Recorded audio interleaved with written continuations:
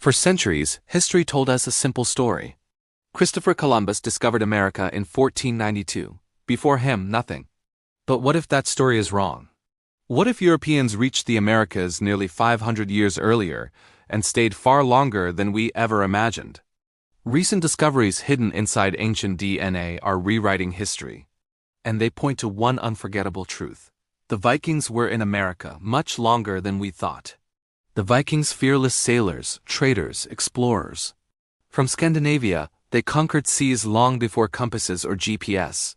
Their longships were marvels of engineering, allowing them to navigate treacherous open oceans and shallow rivers with equal skill.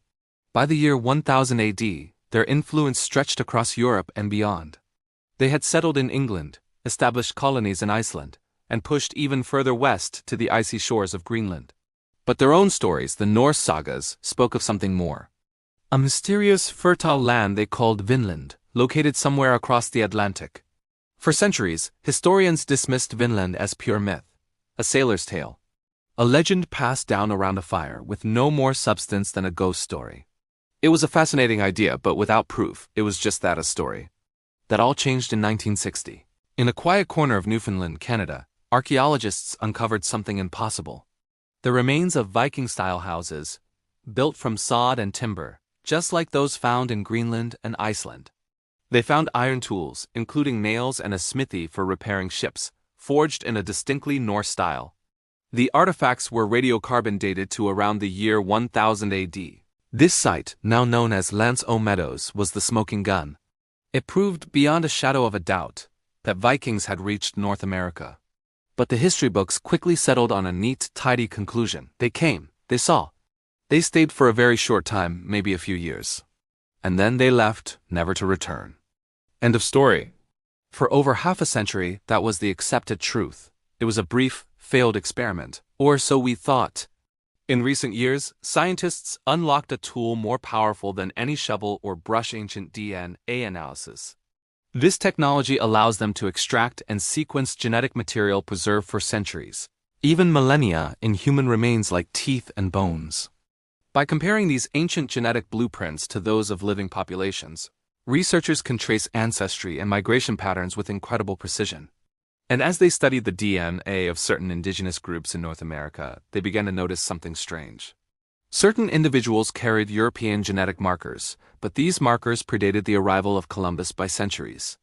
When they analyzed these genetic signatures more closely, they found they didn't match the DNA of the Spanish, French, or English colonists who came later. They matched Norse DNA, the DNA of the Vikings. This genetic evidence suggests something radical, something that turns the old historical narrative on its head. The Vikings didn't just land and leave. They interacted with indigenous communities. It's likely they traded goods, furs for iron, timber for tools. They may have even lived among them, sharing knowledge and resources. Some of these unique genetic markers strongly indicate intermarriage between Norse people and the indigenous inhabitants of the Americas. This means that Vikings may have stayed for decades, or perhaps even generations, long enough to become part of the local genetic landscape. History didn't record this. The sagas are silent on these long-term interactions, but DNA never forgets. The proof wasn't written in a book.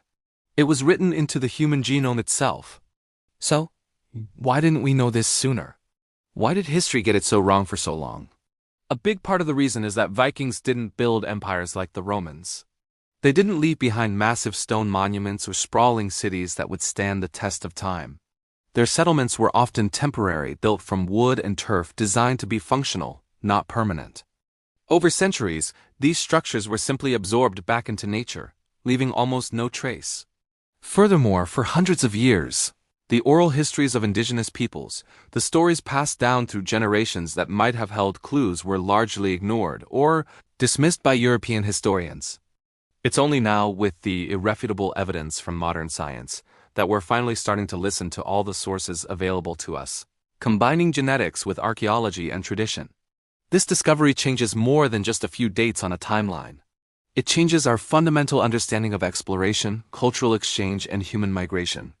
It shatters the myth of the Americas as an isolated continent. Untouched before 1492, the world was far more connected, far earlier than the old textbooks would have us admit. It's a powerful reminder that history isn't always written by those who arrive first. It's often written by those who survive long enough and have the power to tell it their way. And the story isn't over. As DNA technology becomes even more advanced and accessible, more secrets will undoubtedly surface from the past. We will uncover hidden migrations, forgotten encounters, and lost chapters in the grand story of humanity.